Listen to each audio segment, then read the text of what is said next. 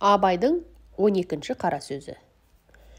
Кімде-кім жақсы жаман ғибадат қылып жүрсе, оны ол ғибадаттан тыюға аузымыз бармайды. Әйтеуір жақсылыққа қылған ниеттің жамандығы жоқ қой дейміз. Ләкин сондай адамдар толымды ғибадатқа ғылымы жетпесе де қылса екен. Бірақ оның екі шарты бар. Оны білсе екен. Әуелі иманның ықтиқатын мәхлемек керек. Екінші, үйреніп жеткенше осы да болады ғой демей, үйрене берсе керек.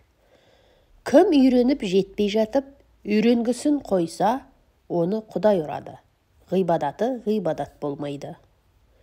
Уәләкин кімде-кім иманның неше нәрсе бірлән кәмілет табатындығын білмей, қанша жерден бұзылатындығын білмей, басына шалма ұрып, бірадар атын көтеріп, оразашыл, намазшыл болып жүрген көңілге қалың бермей тұрып, жыртысын салғанға ұқсайды.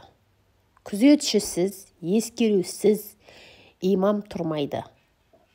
Ықыласыменен өзін-өзі аңдып, шын діни шыншылдан жаны ашып тұрмаса, салғырттықтың иманы бар деп болмайды.